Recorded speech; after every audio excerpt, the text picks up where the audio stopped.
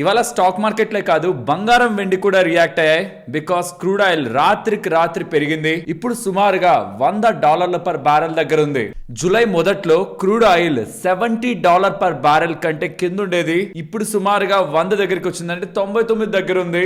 41% దగ్గరగా crude oil పెరిగినట్టు less than 1 month. దీనికి లాజిక్ కూడా లాస్ట్ వీక్ వీడియోస్ నుంచి మాట్లాడుకుంటున్నా. అండ్ కొత్తగా వస్తున్న అప్డేట్ ఏంటంటే హౌతీస్ వాళ్ళు రెడ్ సీ దగ్గర బాబెల్ మ్యాండబ్ దగ్గర 2 సౌదీకి సంబంధించిన షిప్స్ ని హిట్ చేశారట. అండ్ ఇరాన్ కి సంబంధించిన పార్లమెంట్ స్పీకర్ కూడా కొంత స్ట్రాంగ్ స్టేట్మెంట్స్ చేస్తున్నారు. అండ్ దానికి ట్రంప్ ఇస్తున్న రెస్పాన్స్ వైల్డ్ గా ఉంది. ఇన్ఫాక్ట్ బ్లాక్ మెయిలింగ్ గా ఉంది. సో యుఎస్ ఏమంటుంది, ఇరాన్ ఏమంటుంది, అండ్ కొత్తగా ఎందుకు క్రూడ్ ఆయిల్ ఇంతలా పెరుగుతూ ఉంది. అండ్ రీసెంట్ టైమ్స్ లో క్రూడ్ ఆయిల్ పెరుగుతున్న, బంగారం వెండి స్టెబిలైజ్ అవుతున్న కాస్త ఒక పాయింట్ దాటాక $100 పర్ బ్యారెల్ కి వస్తున్నప్పుడు కొంత షేక్ అవుతున్నాయి. ఈ డేటా అంతటిని మాట్లాడుకునే ప్రయత్నం చేద్దాం. అండ్ దేర్ బై రేపు ఒకవేళ మార్కెట్ పడితే, ఇప్పుడే ఒక ఇంపార్టెంట్ సపోర్ట్ జోన్ దగ్గరే మార్కెట్ ఉంది. ఒకవేళ పడితే మండే రిలేటెడ్ గా ఎలాంటి ఇన్ఫ్లుయెన్స్ ఉండొచ్చు, over the weekend market related గా ఎటువంటి థింగ్స్ బిల్డ్ అవ్వచ్చు for the market. Recent times లో ఉంటున్న సేమ్ సినారియో ఈవెంట్స్ గతంలో జరిగిన వాటిని కూడా కోరిలేట్ చేసుకుంటూ రేపటి మార్కెట్ అండ్ మండే రిలేటెడ్ గా మార్కెట్ ఇన్ బిట్వీన్ ఉంటున్న వీకెండ్ దీని రిలేటెడ్ గా ఒక చిన్న కనెక్షన్ ని ఫార్మ్ చేసేందుకు ప్రయత్నిద్దాం. ఆల్సో ఎఫ్ఐఎస్ రిలేటెడ్ గా ఇవాళ మార్కెట్ యాక్టివిటీ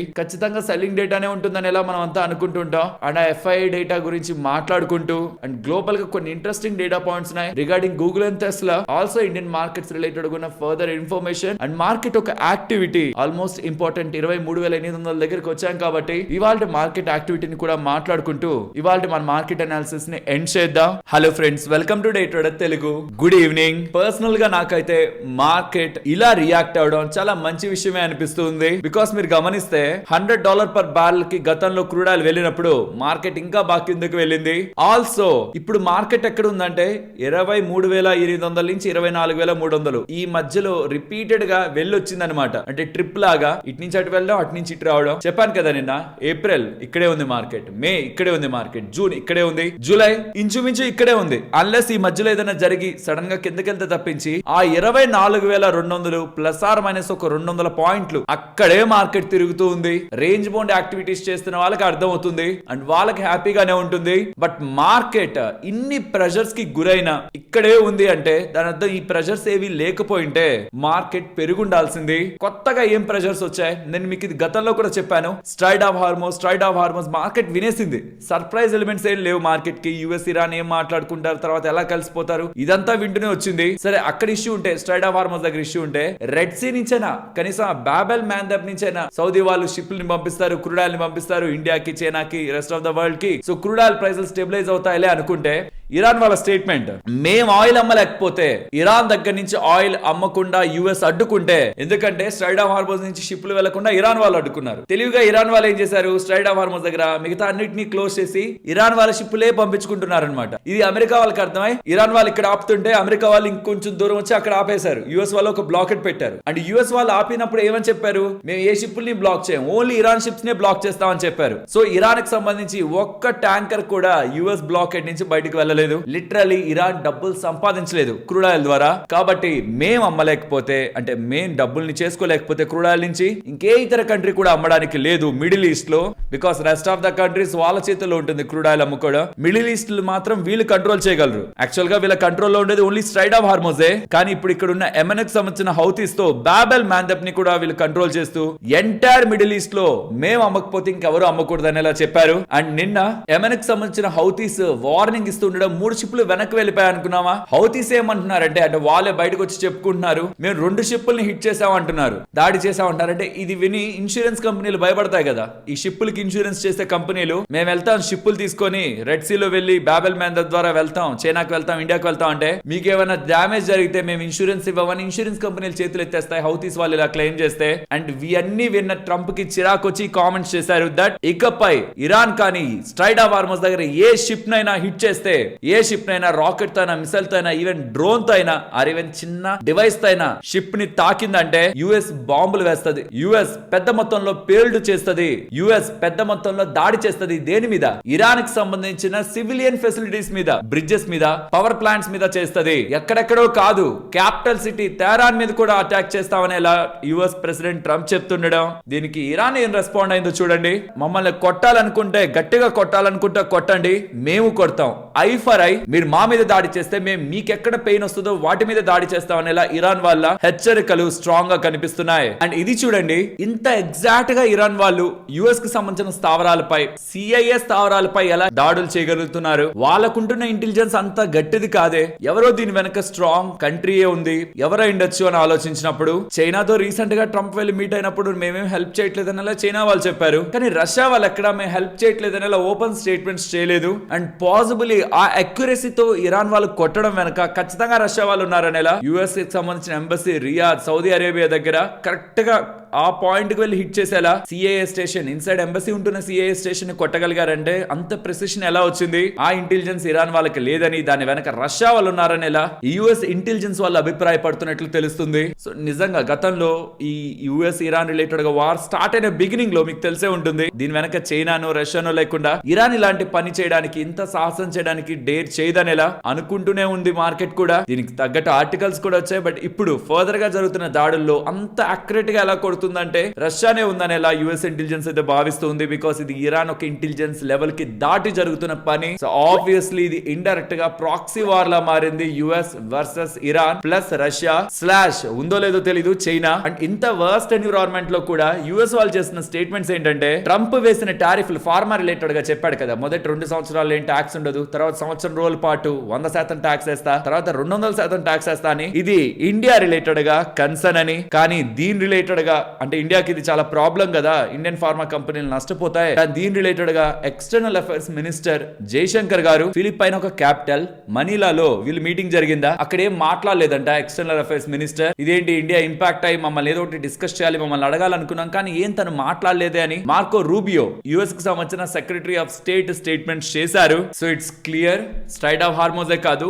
బాబెల్ మ్యాండబ్ రిలేటెడ్ గా కూడా కన్సర్న్స్ వస్తున్నాయి. క్లియర్ గా బ్లాక్ చేయగలుగుతున్నారా లేదో మనకు తెలియదు. ఇట్స్ లైక్ ఏదైనా రోడ్ ఉంది అనుకోండి, రోడ్ లో వెళ్తుంటే ఆ మధ్యలో రోడ్ కూలిపోయింది, ఆర్ ఆ రోడ్ లో వెళ్తుంటే ఎవరో ఒకరు దాడి చేస్తున్నారు అంటే ఆ రోడ్ లో వెళ్లే వాళ్ళ సంఖ్య తగ్గుతుందా, ఆర్ భయపడతారా? అది జరుగుతుంది అనమాట. రియల్ గా హౌతీస్ కా పవర్ ఉంటే, అంటే సౌదీని అండ్ ఇతర కంట్రీస్ ని మిలిటరీ పరంగా ఎదుర్కొనే అంత పవర్ ఉంటే ఈ పాటికి చాలా చేసేవాళ్ళు. బట్ జస్ట్ భయపెడుతున్నారు. అది ఎంత కాలం ఉంటుంది? ఇరాన్ చెప్పినంత కాలం ఉంటుందా? And in between Trump Iran ఎలాగో బెండ్ చేయలేకపోతున్నాడు మిలిటరీ పరంగా. ఎంతసేపటికి ఇది కొడతా, అది కొడతాను, గట్టిగా కొడతాను, ఇవి మాటలు మాట్లాడుతున్నారే కానీ ఒక్కసారి కూడా ఇరాన్ భయపడి ట్రంప్ దగ్గరికి వెళ్లి మాకు వార్ వద్దు, మాకు డీల్ కావాలని అడిగేలా, ఓపెన్ గా అడిగేలా ఇన్ని నెలల్లో ఒక్కసారి కూడా చేయలేకపోయారు. సుమారుగా 5 నెలలు అవుతుంది. From February to March, April, May, June, July 5 నెలల దగ్గరగా అవుతుంది యుద్ధం స్టార్ట్ అయ్యి. స్టిల్ ఒక ప్రాపర్ కంక్లూజన్ లేదు యుద్ధం పరంగా. అండ్ 5:46 PM కి జస్ట్ కొద్ది నిమిషాల క్రితం ట్రంప్ హౌతీస్ చేసిన ఈ దాడి రిలేటెడ్ గా ఒక పోస్ట్ తన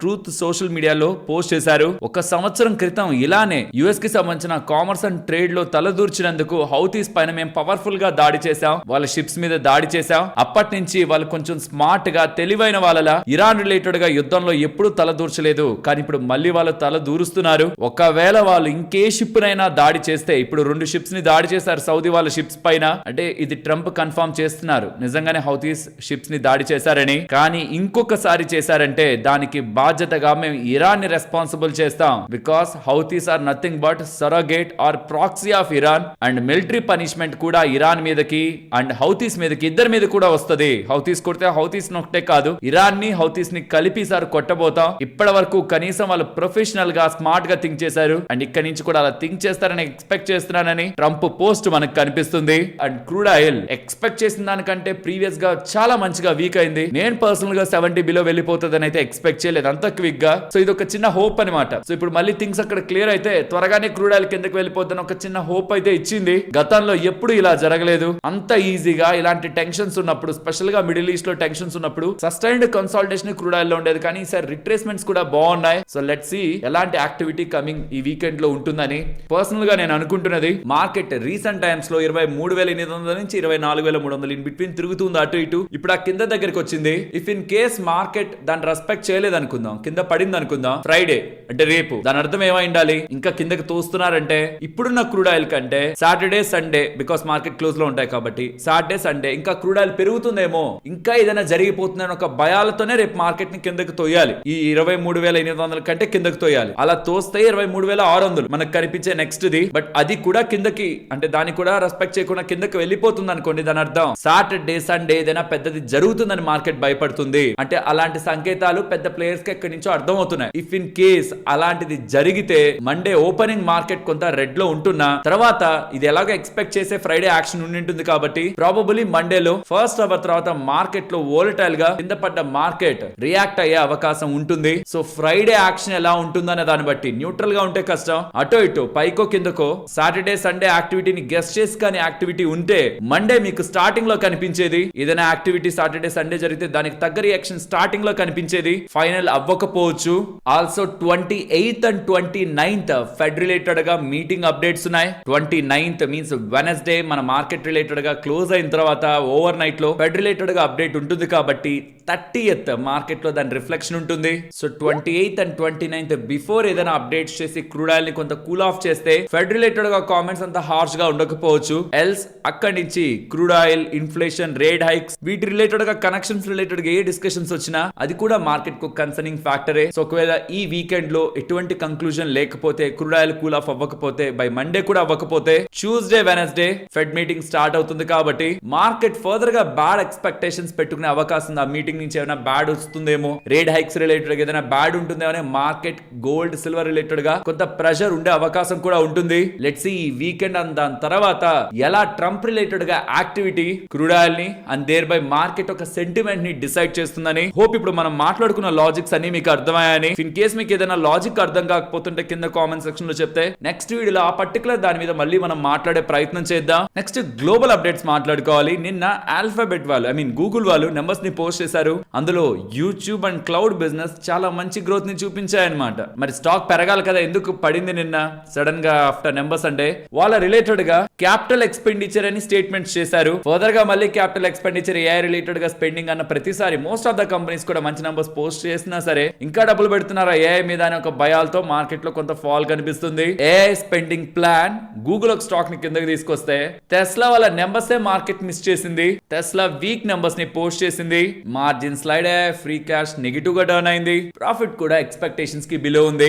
అండ్ ఎఫ్ఐఎస్ కి సంబంధించిన డేటా ఓన్లీ ఎన్ఎస్సి లోనే, అన్ని ఎక్స్చేంజ్లు కాదు, ఓన్లీ ఎన్ఎస్సి లోనే 2765 crore దగ్గరగా సెల్ చేశారు. వాళ్ళ నెట్ షార్ట్స్ 92% దాటేస్తున్నాయి. ఎక్స్ట్రీమ్ షార్ట్స్ ని పెట్టుకున్నారు. రీజన్ ఒకటే, క్రూడ్ ఆయిల్. ఈ వీడియో స్టార్ట్ చేసినప్పుడు 99 కి బిలో ఉందన్నమాట crude oil. Just with in the matter of some time, just minutes of time లో $99.5 per barrel కి వెళ్ళిపోయింది క్రూడ్ ఆయిల్. $99.5. సో ఈ క్రూడ్ ఆయిల్ ఎక్కడ ఆగుతుంది? గతంలో 100, 110, 120 ఇంకా ఆ పైకి కూడా వెళ్తుంటే స్ట్రాంగ్ గా ప్రిపేర్ అవ్వాలి. గోల్డ్ అండ్ సిల్వర్ కాదు, మార్కెట్ రిలేటెడ్ గా కూడా with in the short term pain అయితే మనం తప్పకుండా చూస్తాం. బట్ మనకి ఈ మెమరీ కూడా ఉంది. With just small update crude oil ఎలా రివర్స్ అవుతుందని కూడా. ఎస్, థింగ్స్ బ్యాడ్ అవుతున్నాయి, బట్ ప్యారలల్ గా గతంలోనూ ఇలానే థింగ్స్ బ్యాడ్ అయ్యి బెటర్ అయ్యాయి అనేది కూడా మనం గుర్తుంచుకోవాలి. జస్ట్ మన ఫోకస్ అంతా కూడా వీటి మీద కాకుండా నెంబర్స్ ఏ కంపెనీస్ బాగా పోస్ట్ చేస్తున్నాయి, సో దట్ ఈ పానిక్ సెల్లింగ్ లో వాటిల్లో మనకి పతనం కానీ కనిపిస్తూ ఉంటే అవి మనకి అడ్వాంటేజ్ అవుతుంది డబ్బులు పెట్టుకోవడానికి. జస్ట్ దాని మీద ఎనర్జీ పెట్టండి,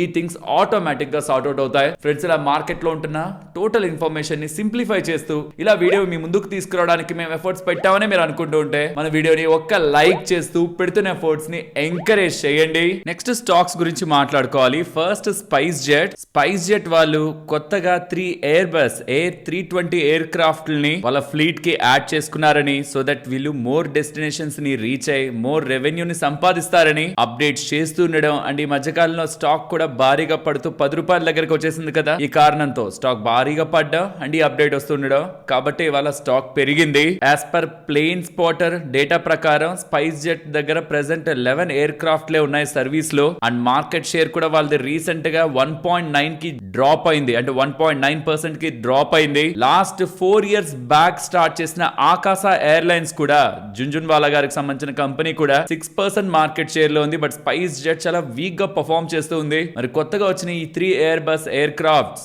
డామ్ ప్లీజ్ పాలసీతో వస్తున్నాయంటే వాళ్ళ ఒక క్రూ అండ్ మెయింటెనెన్స్ స్టాఫ్ తో కూడా వస్తారు. ప్రాబబ్లీ ఈ రీజన్ స్టాక్ రిలేటెడ్ గా పెరగడానికి ఒక కారణం అయితే, ఒక గల్ఫ్ బేస్డ్ ఎయిర్లైన్స్ కూడా స్పైస్ జెట్ ని కొనడానికి చూస్తుందనేలా, అంటే అక్వైర్ చేయడానికి చూస్తుందనేలా దాని రిలేటెడ్ గా ప్రిలిమినరీ డిస్కషన్స్ జరుగుతున్నాయనేలా కూడా అప్డేట్స్ కనిపించాయి. ప్రాబబ్లీ ఇది ఇంకొక రీజన్ కూడా అయ్యుండొచ్చు. By these 2 reasons stock related గా ఇవాళ బజ్ అయితే నెలకొంది. Next ICICI bank and HDFC bank గురించి మాట్లాడుకుందాం. బట్ దానికి ముందు ఈ బ్యాంక్స్ కి సంబంధించి లీడర్షిప్ చేంజ్ అయినప్పుడు, అంటే వాళ్ళు ఎప్పుడెప్పుడు లీడర్షిప్ చేంజ్ అయింది, specially for HDFC Bank Shashi Jagdishan గారు అక్టోబర్ 2018 లో వచ్చినప్పుడు స్టాక్ 540 దగ్గర ఉండేది, తర్వాత 590, ఇప్పుడు 753. సుమారుగా సిఏజిఆర్ లో చూస్తే 3%. వెరాస్ ఐసిఐసిఐ బ్యాంక్ రిలేటెడ్ గా సందీప్ బక్షి గారు జాయిన్ అయింది అక్టోబర్ 2020, అప్పుడు 314 లో ఉంది, ఇప్పుడు 1440, 26% సిఏజిఆర్ తో గ్రో అయింది. సో ఇక్కడ ఒక చిన్న మిస్టేక్ ఉంది, 1 ఇయర్ కాదు ఇది. వాళ్ళు ఎంటర్ అయినప్పటి నుంచి ఎంత గ్రోత్ వచ్చింది, అది సిఏజిఆర్ బేసిస్ తో చూస్తే ఎంత గ్రోత్ వచ్చిందని ఇక్కడ మీరు గమనించవచ్చు. అండ్ ఇఫ్ ఇన్ కేస్ మీరు దీన్ని యాక్సిస్ బ్యాంక్ తో కూడా కంపేర్ చేయాలనుకుంటే డేటా ఇక్కడ పెడుతున్నాను. నెక్స్ట్ మెక్వార్ వాళ్ళు ఉన్నారు కదా, వాళ్ళు ఇండియాకి సంబంధించిన సూపర్ 6 పోర్ట్ఫోలియోలో హెచ్డిఎఫ్సి బదులు ఐసిఐసిఐ బ్యాంక్ అయితే తీసుకుంటున్నారు. ఆల్సో 3 న్యూ స్టాక్స్ ని తీసుకున్నారు. వాటి ప్లేసెస్ లో HDFC Bank, Axis Bank, Torrent Pharma ని తీసేశారు. అండ్ వాటి ప్లేస్ లో ICICI Bank, Shree Cements and Power Grid Corporation stocks ని యాడ్ చేస్తున్నారు. సో వీళ్ళ 6 స్టార్స్ ఒక కోర్ పోర్ట్ఫోలియో, ప్రీవియస్ గా ఉన్న పోర్ట్ఫోలియో ఇది, కరెంట్ ఒక పోర్ట్ఫోలియో ఇది. హెచ్డిఎఫ్సి బ్యాంక్ బదులు ఐసిఐసిఐ బ్యాంక్ వచ్చింది. వేరే 6 హిట్టర్స్ టాక్టికల్ ఐడియాస్ లో టోరెంట్ ఫార్మా, యాక్సిస్ బ్యాంక్ ని తీసేసి శ్రీ సిమెంట్, పవర్ గ్రిడ్ ని యాడ్ చేశారు. అండ్ గతంలో ఉన్న స్టాక్స్, ఈ 4 స్టాక్స్ ని అలానే మెయింటైన్ చేశారు. అండ్ 6 రైజింగ్ స్టార్స్ లో మాత్రం ఎటువంటి మార్పు చేయలేదు. ఈ స్టాక్స్ యాజ్ ఇట్ ఈస్ గా మెయింటైన్ అవుతున్నాయి. ఇది మెక్వార్ వాళ్ళకి సంబంధించిన పోర్ట్ఫోలియో చేంజెస్. ఇప్పుడు షేర్ చేసిన ఇన్ఫర్మేషన్ మీకు వాల్యుబుల్ గా అనిపించిందా? అనిపిస్తే మన వీడియోని తప్పకుండా లైక్ చేయండి. నెక్స్ట్ టాల్ బ్రోస్ ఇంజనీరింగ్ గురించి మాట్లాడుకోవాలి. వీళ్ళు ఫ్యూచర్ ఎక్స్పాన్షన్ రిలేటెడ్ గా గతంలో ఉన్న వీళ్ళ 40,000 స్క్వేర్ ఫీట్ నుంచి 40,000 స్క్వేర్ మీటర్స్ కి ల్యాండ్ ఏరియాని రివైజ్ చేశారు. దీనికోసం ఇంకొక 25 కోట్లు ఖర్చు పెట్టి ల్యాండ్ అక్విజిషన్ చేస్తారని, న్యూ ప్రాజెక్ట్స్ గ్రోత్ రిలేటెడ్ గా, ఫ్యూచర్ ఎక్స్పాన్షన్ రిలేటెడ్ గా ఈ స్టెప్ తీసుకుంటున్నట్టు అప్డేట్ చేస్తున్నారు. సుజలాన్ వాళ్ళు ఉన్నారా, వాళ్ళకి 201 మెగావాట్ విండ్ ఈపీసీ ఆర్డర్ వారే గ్రూప్ దగ్గర నుంచి, ఆంధ్రప్రదేశ్ దగ్గర నుంచి లభించిందని,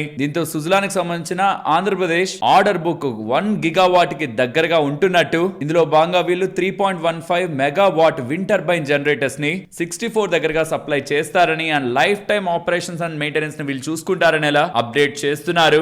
సికిల్ సెల్ డిసీజ్ వచ్చినప్పుడు యూస్ చేసే డ్రగ్ రిలేటెడ్ గా జైడస్ లైఫ్ వాళ్ళకి ఫేజ్ 3 క్లినికల్ ట్రయల్స్ పరంగా అప్రూవల్ లభించిందని, ఇండియన్ డ్రగ్ రెగ్యులేటర్ దగ్గర నుంచి అప్రూవల్ లభిస్తున్నట్టు. డెసిడ్యూర్ స్టాట్ ఈ డ్రగ్ నేమ్, దీని రిలేటెడ్ గా 164 పేషెంట్స్ రిలేటెడ్ గా ట్రయల్ జరిగిందని, positive efficacy and safety outcomes వస్తుండడం, ఈ డ్రగ్ రిలేటెడ్ గా వీళ్ళకి ఫేజ్ 3 క్లినికల్ ట్రయల్ అప్రూవల్ వచ్చినట్టు జైడస్ అప్డేట్ చేశారు. అండ్ సనాతన్ టెక్స్టైల్ కంపెనీ ఒక ఇంట్రెస్టింగ్ అప్డేట్ చేసింది. వాళ్ళ ఎంటైర్ టెక్స్టైల్ కెపాసిటీని, సిల్వాసాలో ఉంటున్న కెపాసిటీని డబుల్ చేసుకుంటారంట. ప్రెసెంట్ ఉంటున్న 9,000 మెట్రిక్ టన్ పర్ యానం నుంచి 18,000 మెట్రిక్ టన్ పర్ యానం కి పెంచుకోబోతున్నారని, ఆల్మోస్ట్ ఆగస్ట్ 2026 కంతా కూడా ఆ కమర్షియల్ ప్రొడక్షన్ కూడా స్టార్ట్ చేస్తారనేలా అక్కడ సనాతన్ టెక్స్టైల్స్ వాళ్ళు అప్డేట్ చేశారు. Interesting update. పీటీసీ ఇండస్ట్రీస్ వాళ్ళకి ఏఆర్డి అండ్ డిఆర్డిఓ వాళ్ళ రిలేటెడ్ గా టైటానియం క్రాడిల్ ఆర్డర్ అయితే లభించింది for Indian light weight tanks related గా. ఏఆర్డి అంటే డిఆర్డిఓ మనకు తెలుసు, ఏఆర్డి అంటే armament research and development establishment, అది డిఆర్డిఓ అండర్ లోనే వర్క్ చేస్తుంది. అది ఒక ప్రీమియర్ ల్యాబొరేటరీ పూణేలో లొకేట్ అయి ఉంటుంది, డిఫెన్స్ రిలేటెడ్ గానే ఉంటుంది. సో టైటానియం క్రాడిల్ రిలేటెడ్ గా వీళ్ళకి ఆర్డర్ లభించినట్టు, నెక్స్ట్ 2.5 ఇయర్స్ లో దీన్ని ఎగ్జిక్యూట్ చేస్తారని పీటీసీ ఇండస్ట్రీస్ వాళ్ళు అప్డేట్ చేశారు. జీనా సీకో వాళ్ళు ఉన్నారా, వాళ్ళు 60 బెడ్ ఆయుర్వేదిక్ హాస్పిటల్ ని వెస్ట్ బెంగాల్ లో ఎస్టాబ్లిష్ చేయబోతున్నారట. 1.3 crore ఇన్వెస్ట్మెంట్స్ తో 13,000 స్క్వేర్ ఫీట్ లో 60 బెడెడ్ హాస్పిటల్ ని ఎస్టాబ్లిష్ చేయబోతున్నట్టు. అక్టోబర్ 2026 లోపు దీని కమర్షియల్ ఆపరేషన్స్ కూడా స్టార్ట్ అవుతాయని జీనా సీకో వాళ్ళు అప్డేట్ చేశారు. బజేల్ ప్రాజెక్ట్స్ వాళ్ళకి ultra mega 500 kV transmission line agreement Egypt కి సంబంధించిన ఈఈటీసీ వాళ్ళ దగ్గర నుంచి, ఈజిప్టియన్ ఎలక్ట్రిసిటీ ట్రాన్స్మిషన్ కంపెనీ వాళ్ళ దగ్గర నుంచి లభించిందని. అల్ట్రా మెగా అంటే వీళ్ళ దృష్టిలో ఓవర్ 400 crore అన్నమాట. ఇంట్రెస్టింగ్, ఓవర్సీస్ ఆర్డర్ వీళ్ళకి లభించిందని అప్డేట్ చేస్తున్నారు. మహేంద్ర లైఫ్ సైన్సెస్ వాళ్ళు ఉన్నారా, వాళ్ళు చెన్నైకి సంబంధించిన ఇండస్ట్రియల్ పార్క్ లో ఎక్స్పాండ్ అవుతున్నారని, సుమిటోమో వాళ్ళతో కలిసి 95 ఎకర్లో ఫేజ్ 2B లో బిజినెస్ ఆపరేషన్స్ చేస్తున్నట్టు ఓవర్ 95 ఎకర్స్ అప్డేట్ చేస్తున్నారు. హైవే ఇన్ఫ్రాస్ట్రక్చర్ కంపెనీ ఉందా, వాళ్ళకి ఎన్హెచ్ఏ వాళ్ళ దగ్గర నుంచి 128.69 crore చేసే toll plaza operations contract Tamil Nadu related గా లభించినట్టు 90 డేస్ లో దీన్ని ఎగ్జిక్యూట్ చేస్తారని అప్డేట్ చేస్తున్నారు. సాత్విక్ గ్రీన్ ఎనర్జీ వాళ్ళకి 138 crore విలువ చేసే solar PV module order renewed independent power producer దగ్గర నుంచి లభించిందని, సోలార్ మాడ్యూల్స్ రిలేటెడ్ గా వీళ్ళకి ఆర్డర్ లభించినట్టు డిసెంబర్ 2026 లోపు ఈ ఆర్డర్ ని ఎగ్జిక్యూట్ చేస్తారని మెన్షన్ చేశారు. ఇండో ఎస్ఎంసి వాళ్ళకి 66.60 crore చేసే విఎఫ్డి ప్యానల్ ఆర్డర్. విఎఫ్డి అంటే వేరియబుల్ ఫ్రీక్వెన్సీ డ్రైవ్. ఇదిగోండి ఇలాంటి ఎన్క్లోజర్స్ ఉంటుంటాయి కదా, మీకు కనిపిస్తుంటాయి కదా, వీటిల్నే విఎఫ్డి ప్యానల్స్ అంటుంటారు. వీటి రిలేటెడ్ గా వీళ్ళకి ఆర్డర్ లభించినట్టు అప్డేట్స్ కనిపిస్తున్నాయి. సేజల్ గ్లాస్ వాళ్ళకి 121 crore విలువ చేసే ఆర్కిటెక్చరల్ గ్లాస్ ఆర్డర్స్ యుఏఈ దగ్గర నుంచి లభించిందని అప్డేట్ చేశారు. ఆజాద్ ఇంజనీరింగ్ వాళ్ళు డిఆర్డిఓ కి first indigenous expandable turbojet engine ని డెలివర్ చేసినట్టు, దీంతో పార్ట్నర్షిప్ కూడా డిఆర్డిఓ తో వీళ్ళు ఫర్దర్ గా బిజినెస్ చేయడానికి ఇంక్రీజ్ అవుతున్నట్లు మనం ఎక్స్పెక్ట్ చేయొచ్చు. సక్సెస్ఫుల్ గా డెలివర్ చేశారని వీళ్ళు మెన్షన్ చేశారు డిఆర్డిఓ కి. నెక్స్ట్ రేపు షాడో ఫ్యాక్స్ ఉందా, లాజిస్టిక్స్ కంపెనీ, అందులో Flipkart, eight road and IMM fund వాళ్ళు అందరూ కలిసి $108 million సంబంధించిన వాటాని అమ్మబోతున్నారని, ప్రెజెంట్ క్లోజ్ అయిన ప్రైస్ నుంచి సుమారుగా 10% డిస్కౌంట్ పెట్టి అమ్మబోతున్నట్లు అప్డేట్స్ అయితే కనిపిస్తున్నాయి. సో రేపు స్టాక్ రిలేటెడ్ గా ఏదైనా ప్రెషర్ ఉంటుంటే ఇది కారణం అని గుర్తుంచుకోవాలి. యూరోప్ లో ప్యాసింజర్ కార్ సేల్స్ స్ట్రాంగ్ గా పెరుగుతున్నాయని, 13.6% దగ్గరగా ఇయర్ ఆన్ ఇయర్ లో ప్యాసింజర్ కార్ సేల్స్ పెరిగాయని ఎలా మనకి డేటా కనిపిస్తుంది. మదర్సన్ వాళ్ళకి యూరోపియన్ యూనియన్ నుంచే 33% దగ్గరగా సేల్ ఉంటుంది. ఆల్సో సోనా కామ్స్టార్ వాళ్ళకి 25% దగ్గరగా బిజినెస్ అక్కడి నుంచి వస్తూ ఉంటుంది, కాబట్టి అక్కడ గ్రో అవుతుంది బిజినెస్ అని వస్తున్న update Motherson and Sona Comstar కి మంచిగా చూడొచ్చు. నెక్స్ట్ రిజల్ట్స్ గురించి మాట్లాడుకోవాలి. ఫస్ట్ గాంధార్ ఆయిల్ రిఫైనరీ గురించి. ఇవాళ స్టాక్ 20% దగ్గరగా పెరగడానికి కారణం హైయెస్ట్ ఎవర్ క్వార్టర్లీ ప్రాఫిట్ ని వాళ్ళు పోస్ట్ చేశారు.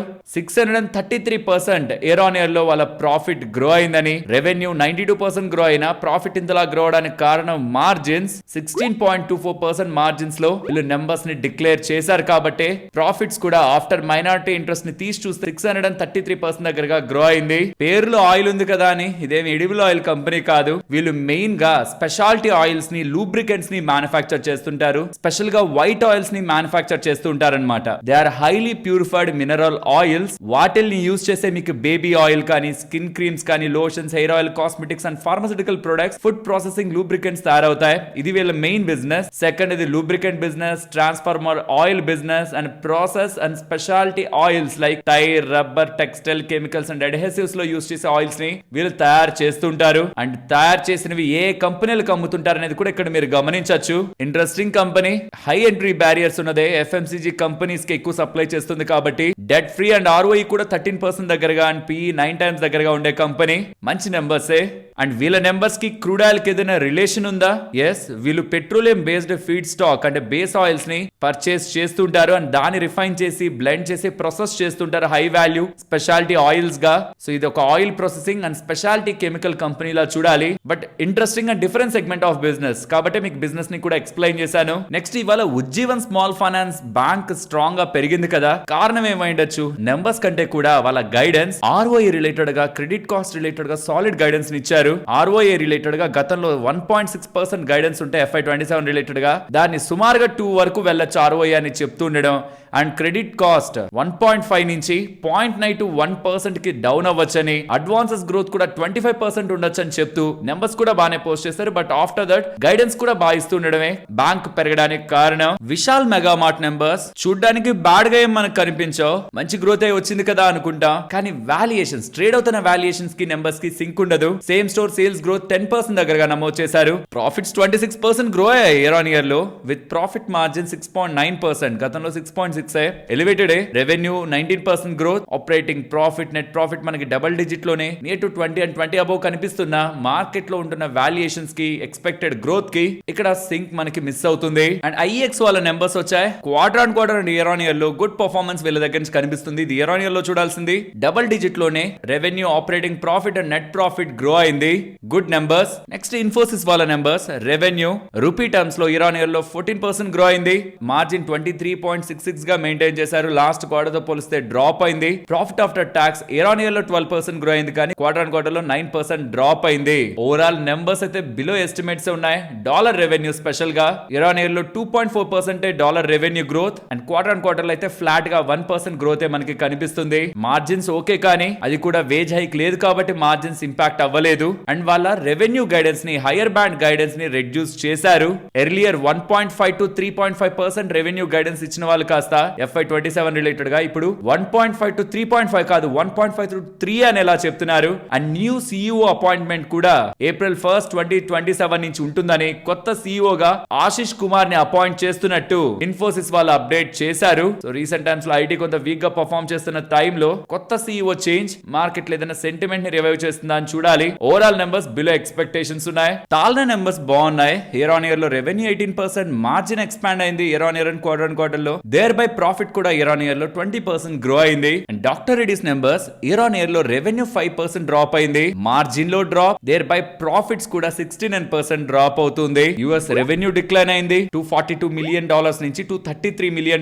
ఇండియాలో 17% గ్రోత్ రిపోర్ట్ అయింది, కానీ ఓవరాల్ సేల్స్ ఇంపాక్ట్ అవుతుండడం నెంబర్స్ డౌన్ సైడ్ కనిపించాయి. ఓవరాల్ మార్కెట్ ఎక్స్పెక్టేషన్స్ కి బిలో ఉంది. అండ్ ఫైనోటెక్స్ నెంబర్స్ ఇదొక కెమికల్ కంపెనీ, వీటి నెంబర్స్ సాలిడ్ ఉన్నాయి. ఇయర్ ఆన్ ఇయర్ లో రెవెన్యూ 175% గ్రో అయింది, బట్ ఎస్ మార్జిన్ కొంత డ్రాప్ అవడం కారణంగా ప్రాఫిట్స్ 92% పెరిగాయి. Overall solid business. Sona BLW numbers revenue 54% jump అవుతూ, మార్జిన్స్ ఇయర్ ఆన్ ఇయర్ లో కొంత డ్రాప్ అవడం కారణంగా ప్రాఫిట్స్ మనకి 45% గ్రో అయ్యాయి. స్లైట్ మార్జిన్ డ్రాప్ కొంత ప్రాఫిట్స్ ని ఇంపాక్ట్ చేసింది. వీళ్ళ BEV revenue, electric vehicle revenue 107% దగ్గరగా గ్రో అయింది. అది ఆల్మోస్ట్ 44% దగ్గరగా ఆటోమోటివ్ ప్రొడక్ట్ రెవెన్యూ లో కాంట్రిబ్యూట్ అవుతూ ఉంది. Overall good set of numbers. సరే మరి నేను ఉండనా, మరొక ఇంట్రెస్టింగ్ వీడియోతో మళ్ళీ మీ ముందుకు వస్తాను.